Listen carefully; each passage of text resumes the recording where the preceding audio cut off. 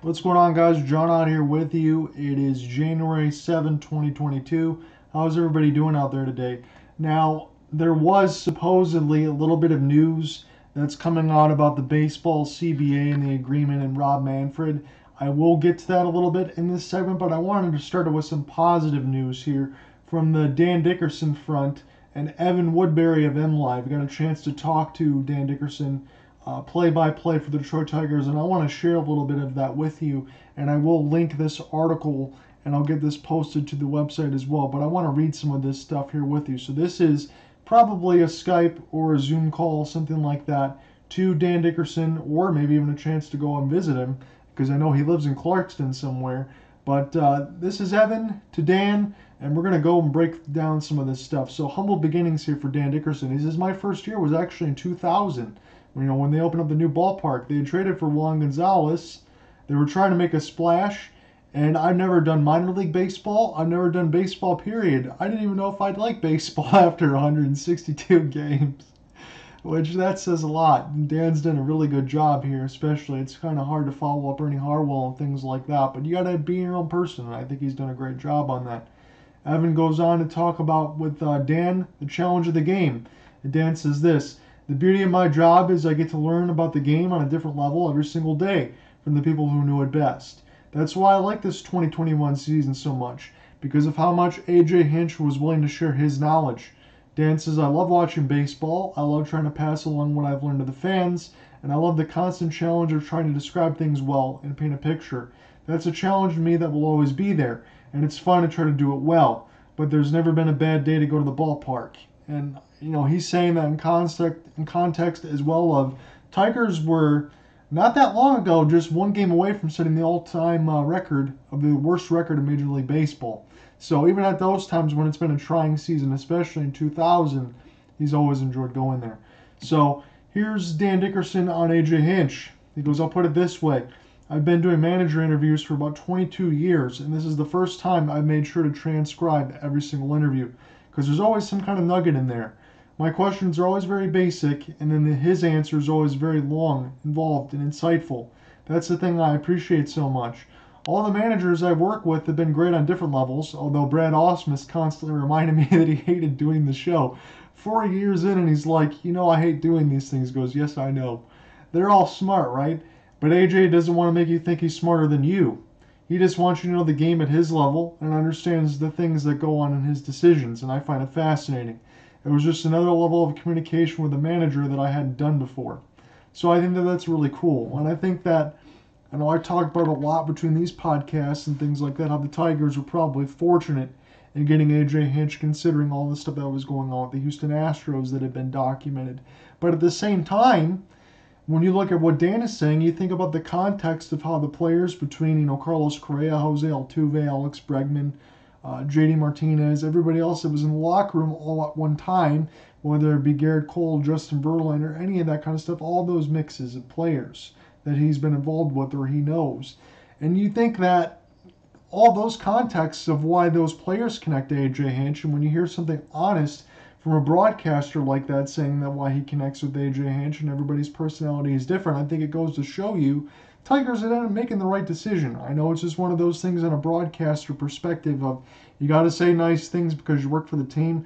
But in all honesty, for listening to Dan for this many years now, after following Ernie Harwell and things like that, you'll get the ultimate sense of appreciation and passion from Dan. And I really enjoy that. And that fresh perspective there from AJ Hinch is something that I think is really important, not only for Tigers fans, but to appreciate the kind of guy AJ is and the kind of guy Dan is as well. So here's Evan Woodbury asking Dan Dickerson about Miggy's 500 and some historic calls. Here's Dan's response. One thing I've learned through the years is that you can't plan out a call. You're aware that the call is going on and it's going to get replayed a lot. In 2006, when they clinched a playoff spot in Kansas City, I remember that I kind of wrote it out about what Miguel Cabrera was doing, and when I heard it back, I was like, well, that sounds canned. And also, I think I evolved an idea of where you're going to say something, but you really want to react to that moment. When Miguel Cabrera's 500th home run was approaching, I knew the thing I wanted to do was replace what I would usually say with gone with 500. But after that, I had to be able to react with the moment, react to him and describe him coming around the bases and going into the dugout and coming out to the bow. You can't absolutely do anything more than react to the moment, and then hopefully you're adding a little context and a little color. And I like that. It's a whole completely honest call. And this is a funny moment here. So during Miguel Cabrera's countdown, because you know a lot of these fans and stuff around here are waiting for Miguel Cabrera to hit number 500. It kind of dragged along, and it spread along during the homestand where the ticket prices and everything else got really high, but he didn't end up doing it until the Toronto Blue Jays and things like that. So during Cabrera's countdown, Dan goes on to say, you wanted to make that really good call, even for the ones before 500. And one day our intern Luke Sloan went down to the concourse because he knew I love those roasted almonds and I want to snack on stuff during the game. But peanuts and nuts and almonds and things like that is something you shouldn't snack on during the game because they can easily get caught in your throat.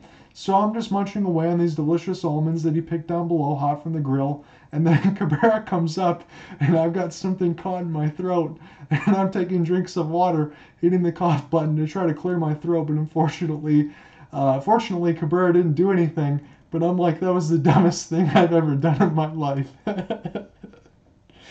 You know, things like that happen. You got to remember that all of us are human and things like that. But it's just funny to hear that context and clarity from Dan Dickerson. So here's something, whether or not you think it's fodder or window service and things like that. But Evan Woodbury also asked Dan about the Tigers' future. And Dan went on candidly to say, Riley Green and Spencer Torkelson are going to be impact players in 2022. In my lifetime, I've been a lifelong Tiger fan. I've been born in 1958.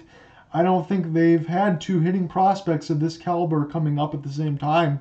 You know, not that I can remember, even though you had, 1984, when the Tigers won the World Series, you got some great players on there, but not all of them all coming up at once, although they were young players. When you're talking about Alan Trammell, Lou Whitaker, and all those guys like that, these two guys are going to be rookies coming right in, and I think they will make a big impact too.